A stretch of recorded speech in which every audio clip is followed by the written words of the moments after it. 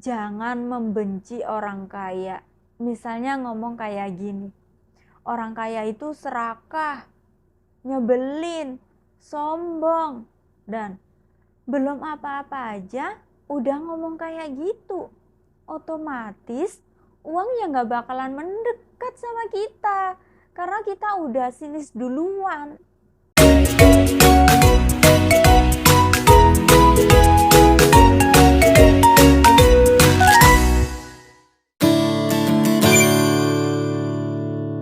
Bismillahirrahmanirrahim. Allahumma sholli ala sayyidina Muhammad wa ala ali sayyidina Muhammad. Rabbi shrahli sadri wa yassirli amri wahlul 'uqdatam min lisani yafqahu qawli. Assalamualaikum warahmatullahi wabarakatuh. Halo sahabatku semua yang dirahmati Allah Subhanahu wa Ta'ala, dimanapun berada, apa kabar semuanya? Semoga kita semua selalu dalam lindungan Allah Subhanahu wa Ta'ala, dilimpahi rezeki yang halal, yang berkah, yang bermanfaat, dilunaskan semua amanah-amanahnya, baik riba maupun non riba. Amin ya robbal alamin. Baik teman-teman yang baru bergabung, selamat datang dan salam kenal, aku Susi. Di video kali ini aku pengen sharing tentang gimana caranya kita manifest uang.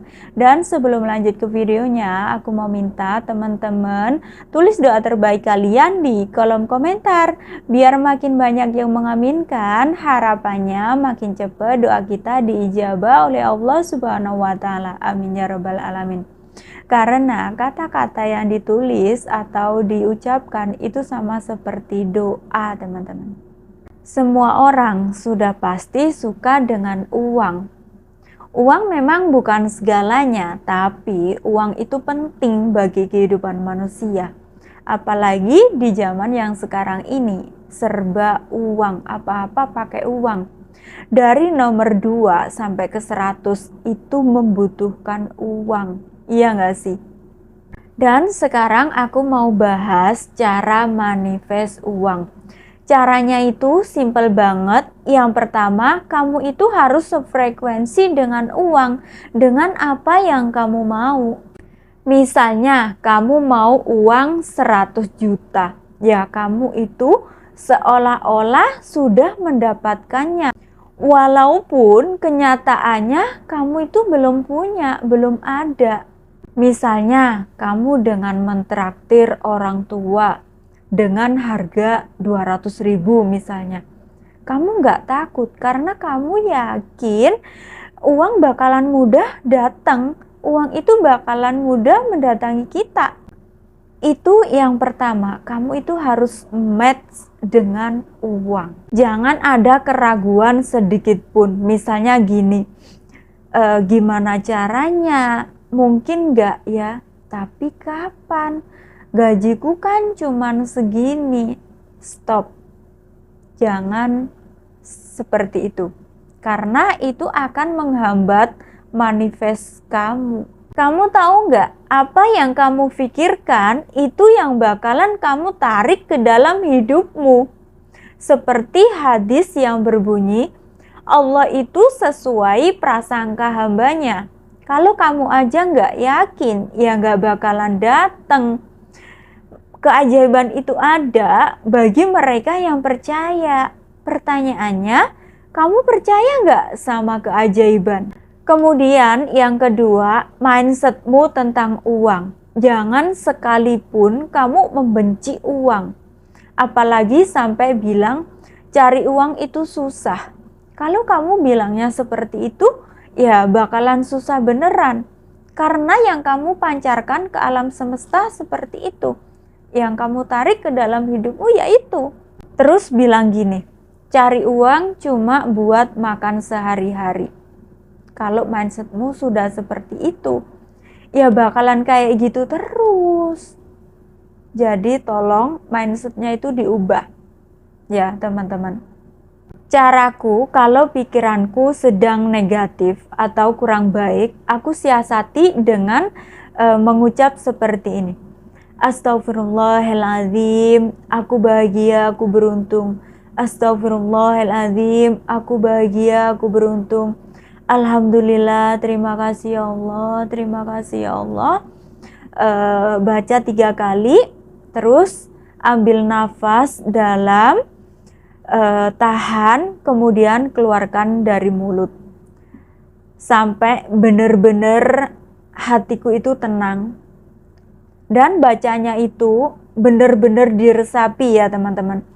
Sambil diresapi, kita itu ngomongnya sambil melibatkan rasa gitu loh. Melibatkan rasa sampai benar-benar tenang. Hati itu benar-benar tenang. Dan yang ketiga, jangan membenci orang kaya. Misalnya ngomong kayak gini, orang kaya itu serakah, nyebelin, sombong, dan belum apa-apa aja udah ngomong kayak gitu. Otomatis uangnya gak bakalan mendekat sama kita, karena kita udah sinis duluan. Iya gak sih? Kemudian yang keempat, jangan lupa sedekah. Sedekah kecil-kecil gak apa-apa, yang penting istiqomahnya dijaga. Misalnya sedekah ke saudara yang benar-benar membutuhkan. Misalnya ke orang tua, atau ke abang gojek misalnya, atau ke orang yang jualan nasi di pinggir jalan, juga gak apa-apa. Misalnya bantu beli dagangannya, terus kalau ada kelebihan dikasih. Dan kamu juga bisa sedekah ngasih makan ke binatang. Misalnya ngasih makan kucing atau anjing. Ngomongin tentang sedekah, ini yang lebih powerful ketika kamu memberikan sedekahnya itu ke orang yang benar-benar membutuhkan, teman-teman. Misalnya kamu melihat orang yang susah di kampungmu, hidupnya itu masih kekurangan. Terus kamu misalnya ngasih sembako atau ngasih uang 50.000, itu akan sangat berarti banget buat dia, teman-teman. Dan itu akan lebih bermanfaat buat mereka, dan itu akan powerful banget dibandingkan kamu sedekah ke orang yang tidak terlalu membutuhkannya. Contohnya gini, kamu punya teman, dia ini masih punya kerjaan, masih punya keluarga yang mampu, terus tiba-tiba dia datang atau ngechat kamu mau pinjem duit 50.000 misalnya. Terus kamu kasih, kamu mikirnya ya udahlah sedekah aja. Nggak kayak gitu, teman-teman. Itu nggak powerful. Saat lagi di jalan, kamu ketemu orang dan doakan dia. Terus ada abang-abang jualan nasi di pinggir jalan, doakan supaya dagangannya laris, supaya bisa menafkahi keluarganya. Kalian tahu nggak, saat kalian mendoakan orang lain, itu akan ada malaikat yang mendoakan kita balik. Dan malaikat itu yang mengaminkan doa kita, teman-teman. Itu seperti kita itu nikung doa. Itu akan powerful banget, teman-teman. Bisa jadi doa kita yang bakalan cepat terkabul itu saat kita mendoakan orang lain, teman-teman. Makanya kalau berdoa itu yang positif aja. Jangan berdoa yang negatif, apalagi ngucapin kata-kata negatif. Itu akan balik ke kita sendiri, teman-teman. Karena apa yang kita ucapkan itu sama seperti doa, teman-teman. Makanya kalau mengucapkan sesuatu, hati-hati. Karena ucapan kita itu bakalan diaminkan malaikat, teman-teman. Dan sholatnya, teman-teman, jangan ditinggalkan. Kalau bisa, tepat waktu. Kemudian sholawatnya juga digempur. Dan kemarin ada yang komen seperti ini. Sholawatnya yang dibaca apa? Berapa banyak, waktunya kapan? Maaf ya, aku jawab di sini. Semoga kakaknya nonton video aku yang ini. Untuk sholawat itu nggak ada waktu khusus ya, teman-teman. Tapi kalau kita benar-benar butuh atau apalagi terdesak, luangkan waktu benar-benar ke Allah dan Rasulullah. Jadi kita benar-benar meluangkan waktu, misalnya habis subuh, terus habis sholat asar, atau habis tahajud. Itu adalah waktu-waktu yang mustajab.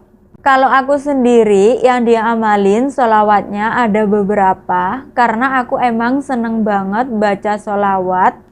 Tapi kalau aku habis sholat subuh, itu aku baca sholawat Jibril sampai menjelang asar. Jadi sambil beraktivitas, aku itu baca sholawat Jibril.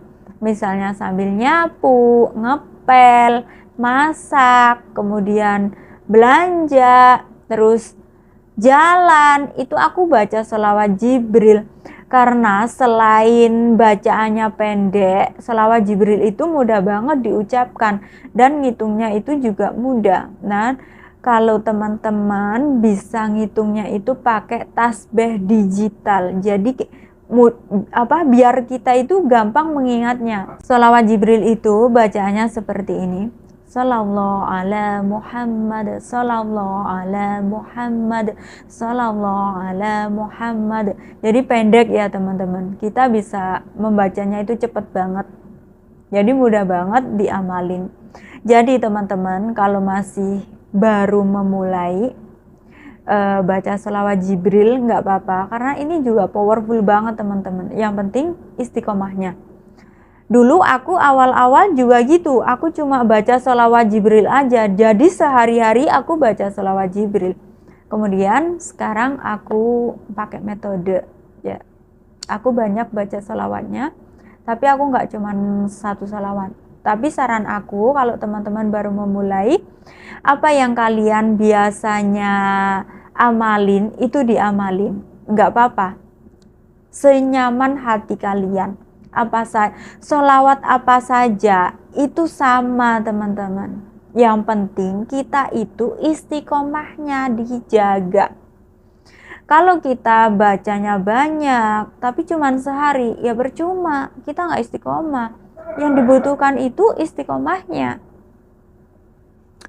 Kemudian setelah asar sampai menjelang maghrib, aku itu yang dibaca sholawat Ibrahimiyah. Bacaannya seperti ini: Allahumma sholli ala sayyidina Muhammad wa ala ali sayyidina Muhammad kama shollaita ala sayyidina Ibrahim wa ala ali sayyidina Ibrahim wa barik ala sayyidina Muhammad wa ala ali sayyidina Muhammad kama barakta ala sayyidina Ibrahim wa ala ali sayyidina Ibrahim fil alamina innaka hamidum majid.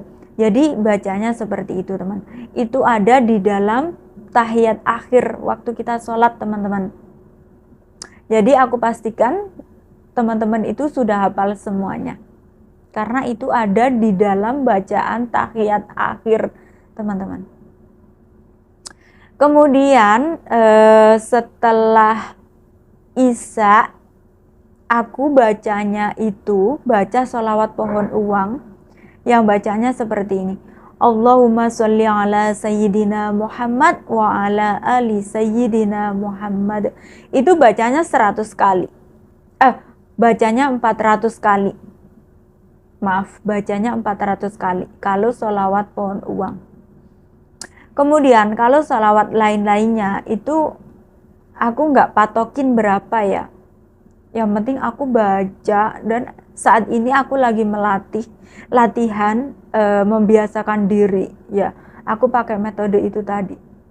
Kemudian di waktu tahajud aku baca sholawat